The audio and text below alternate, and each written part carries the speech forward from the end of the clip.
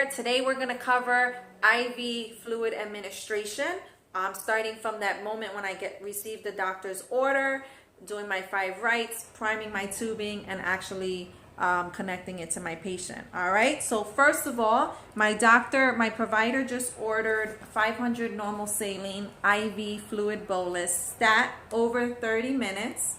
And I may repeat it and we're giving this because his blood pressure is a little low, I may repeat it if the blood pressure remains in the 90s. If the systolic blood pressure is around 90, that I can repeat it again. And so I just did a quick set of vitals on my patient. Stan Checkett's here, and his blood pressure is 94 over 52. His heart rate is 59. His SpO2 is anywhere from 97 to 99 on room air. His respiratory rate is 22. I did assess the patient. He just states that he has a history of hypertension. He doesn't have any history of heart failure. And I did assess his lungs. His lungs are clear bilaterally and throughout. There's no signs of edema or any signs that this patient might not tolerate this fluid. Okay, and I also asked my patient about any allergies, and he states that he doesn't have any allergies. All right, so the first thing I want to do is check my provider's order, and of course every facility now is on computer, so this would be on my computer screen. I'm going to be using a chart today. However, it's still the same pieces of information that I'm going to be looking for. I have Stan Checkett's date of birth is August 13 XX, and the order is for 500 milliliters of normal saline IV fluid bolus over 30 minutes, and I may repeat it ×1 if the systolic remains at 90. Okay, so now what I want to do is go ahead and get my supplies.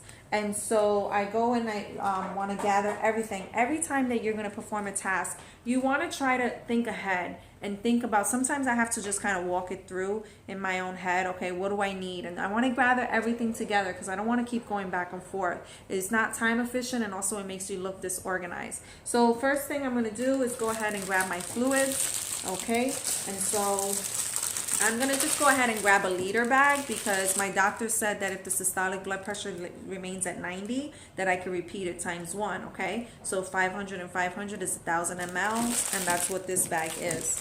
The other thing I want to do is make sure that I have the appropriate IV fluids, and so the doctor ordered normal saline, and on my bag, what it's going to say is 0.9% sodium chloride. 0.9% sodium chloride, it is your normal saline. The doctor might order normal saline. On your bag is going to say 0.9% sodium chloride, so it's the same. And I grabbed 1,000 mLs, and I'm looking at the bag to make sure there's no discoloration and everything looks good, it's nice and intact. And I want to check the expiration date. It's good, it's not expired.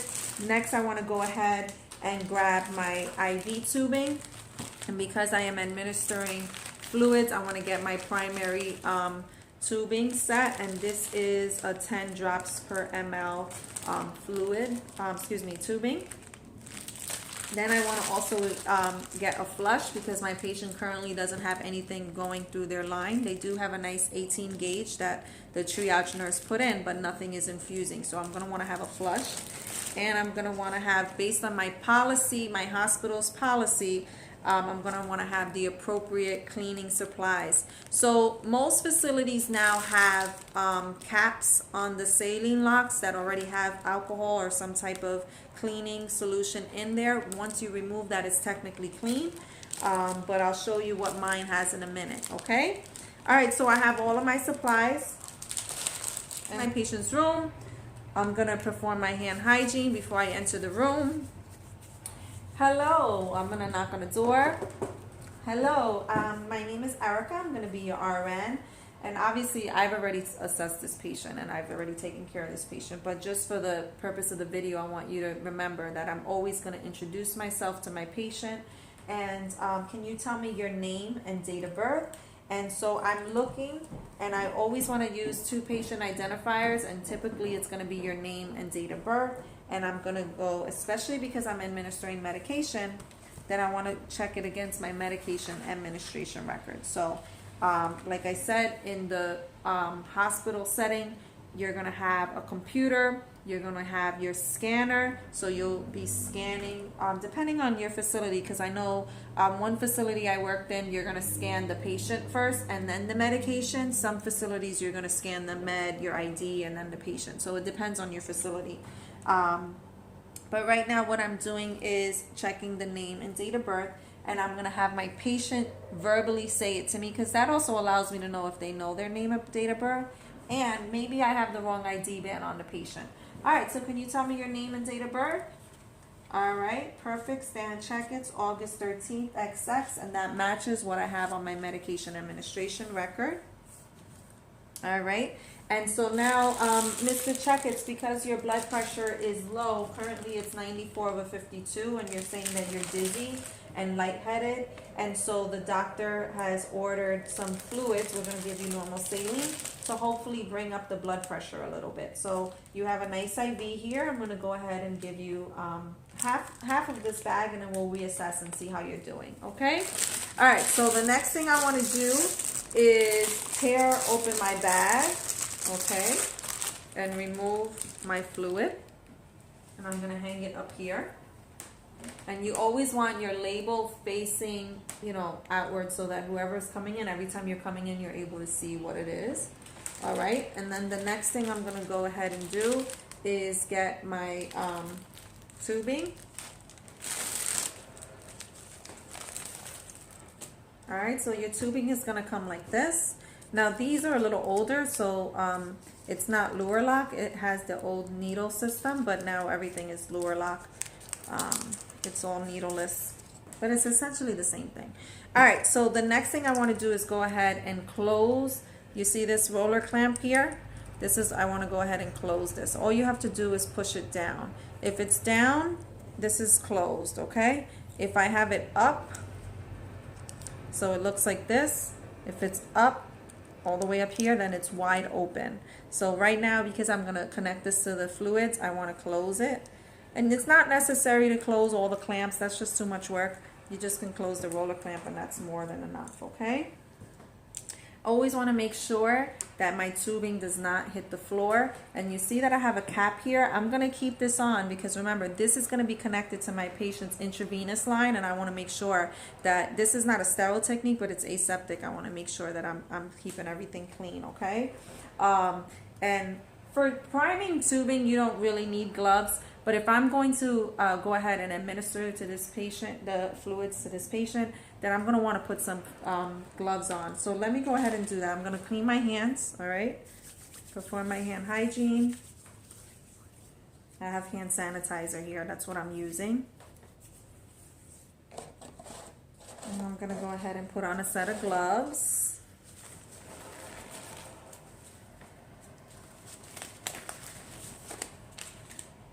All right, so I clamped my tubing. The next thing I want to do, now this bag here has two different areas, okay? I'm going to bring this closer so you can really see. Now, often my students always want to go ahead and put this spike in here. This is where you would actually administer medication. If I was going to administer something, let's say I was going to add a medication to this fluid, that's where I would do it, okay? I would do it right here. So I'm not going to actually use that. What I'm going to use is this one, and most of them have a blue little tab on it. I've seen orange, but for the most part, it's going to be blue. Now notice that my spike is still covered. I want to keep this clean. All right, so the next thing I'm going to do is pull that off. You just pull it right off. And I can set it to the side. I want to throw that out eventually. And you notice that no fluid is coming through because I have not spiked the bag. Now, there's two ways that you can do this. I can remove the bag and bring it down, or I can just do it this way. Either way, just know you're going to need a little muscle. All right, so first of all, I'm going to take the cover off, and I want to make sure that I'm keeping this spike clean. This spike is what's going to go inside here, okay, and I want to make sure it's clean. So you want to get a good grasp of this part of the fluid so that you can control it. And it takes a little muscle. So I'm going to go in here. And I don't want to keep twisting it, but I just want to kind of go back and forth. Okay? And now it's all the way in. You notice it took a little muscle, right? It took a little grit. Hopefully I didn't make a weird face or anything. Sometimes people will take it off, take it down, and do it that way. All right, so the next thing I want to do is fill my chamber about a third full, okay? And I still have not opened up my roller clamp yet. So I'm just sorry because I kind of tangled up my tubing. I want to make sure that once I open my clamp that it's not tangled, because I don't want any kind of air bubbles in my bag, in my tubing. All right, so this here is your chamber, and you're always looking at your chamber to see, you know, the rate. You're gonna look at the rate, but you always want it full, not full, excuse me. You always want it about a third, or there's a little line right here, so that's a nice little gauge. Because remember, what you don't want is for air bubbles to form. So I'm gonna squeeze the chamber. I'm going to squeeze it a little bit more than that. All right, so you can see the fluids, and it's about a third, okay? Maybe a little more than a third. All right, so now the next thing I want to do, and a lot of people will get like a glove or a garbage can. You don't want to use the garbage can really, but a clean glove, I guess, is okay. But I'm keeping this cap on. Now, with my roller clamp, I want to control how fast this fluid is going to go, okay? And so what I'm going to do is I'm going to be watching this chamber, and I'm going to allow it to go slowly. And you see these little ports? Sometimes if I have it facing down, okay, this way, the air will get trapped there. Controlling the rate here, you're going to start to see the fluid as I release it, and I'm doing it nice and slow. That's too fast, so we got to slow that down. Okay, and you can see, I don't know if you guys can see it, but the fluid is right here, and I'm watching it. Okay, here it is.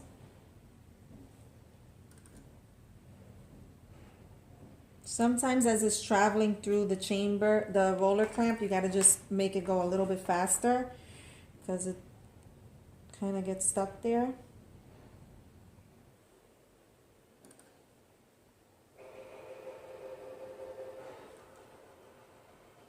Okay, it's coming up. It's over here now. As I'm getting closer to the end, I want to start to slow it down. So here it is. You can see it right there. And as it gets to the end, I want to slow it down. All right, and so now I'm just going to close it again. So it's primed. I primed it all the way through, and if you see, there are actually no air bubbles in this tubing.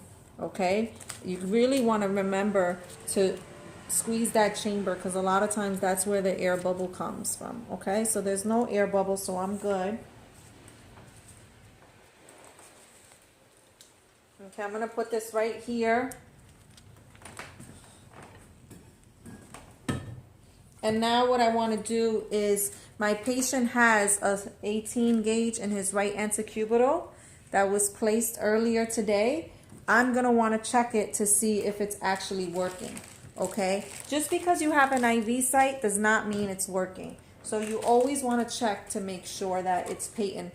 Not only that, it's, so first of all, when you're talking about, when you go to the IV site, there's a couple things that you're going to want to look for, okay? First of all, is the site itself intact? Is the saline lock even still in? What is the actual adhesive look like? Does it need to be changed? Does it look good? Does the site look reddened or inflamed or hot to touch? Then I'm thinking that this site might not be good anymore. There might be some phlebitis. It might be infected, and I'm definitely not going to want to go ahead and put any more in there.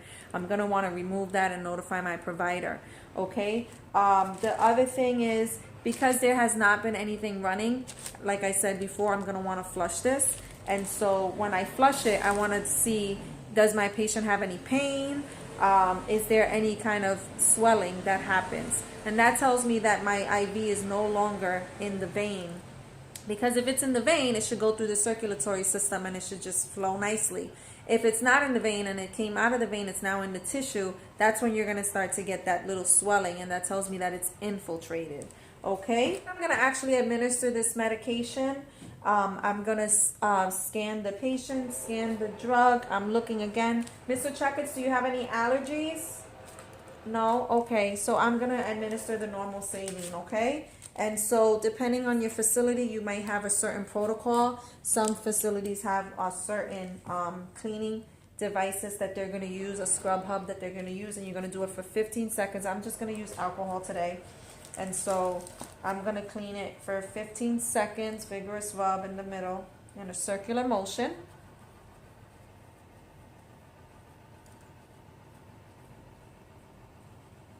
Okay, and so it's nice and clean. I want to make sure that it's not going to touch anything because then it's going to be dirty. And my IV site looks okay. I'm not really liking the tape. I'm going to want to change that. But let's see if my IV is patent. So here I have a normal saline flush, and this one is a 10 cc flush. And it's brand new. I just ripped it open myself. And I'm going to take this out. And I just cleaned the site. I'm going to want that to air dry. Okay. And then the clamp, there's a clamp on here. It's currently open. And I'm going to connect. Now, I'm not going to push right away. Because remember, I could have air bubbles in this actual tubing. What I'm going to want to do is pull back on the plunger. I'm going to want to withdraw a little bit. And here, if I have any air bubbles or anything, hopefully that will help to remove that. But also, I'm going to maybe see some blood return. And that's good. That's a good sign. And so I see a little blood return, and then I'm going to go ahead and flush it.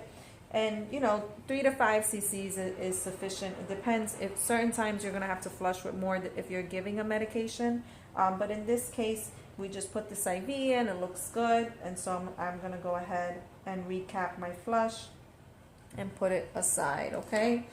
Depending on your facility policy, you might have to clean this again, okay? And make sure that it is clean. Notice I'm not wearing sterile gloves. This is not a sterile procedure. It's a clean procedure. And so now I'm going to go ahead and grab my tubing.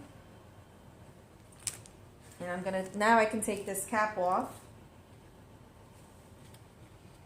And I'm going to administer. Well, I'm connecting it really just now. Okay. So this fluid at 500 milliliters over half an hour. So pop quiz. Don't freak out, but pop quiz. What would be my rate? If I was going to put this on a pump, what would be my rate? So first of all, when you put fluids on a pump, it's going to be 500 milliliters. Excuse me. It's going to be milliliters per hour when we're going to put fluids on the pump, okay? And so if it's milliliters per hour and I want to administer 500 milliliters in 30 minutes, what am I going to do? And I like you guys to throw numbers out there. So right now, maybe you just thought 250 in your head. All right, so let's work that out. Let's figure that out. 250 mLs an hour. That means every hour, Mr. Checkets is receiving 250 milliliters, okay? A little more than a cup. But my doctor said that they wanted 500 in half an hour. So in order to deliver 500, it would take me 2 hours to deliver the 500. So that's too slow. Let's go with 500 mLs, okay? Again, 500 milliliters an hour would mean that it would take me an entire hour to deliver this 500. It's the appropriate dose, but it's not over the appropriate time. So now I want to go faster. So what am I going to do? And you probably hopefully figured it out by now. You're going to double it. So the pumps don't do 1,000 mLs. But you would do 999, which is essentially the 1,000 mLs an hour. And this is a 1,000 ml bag.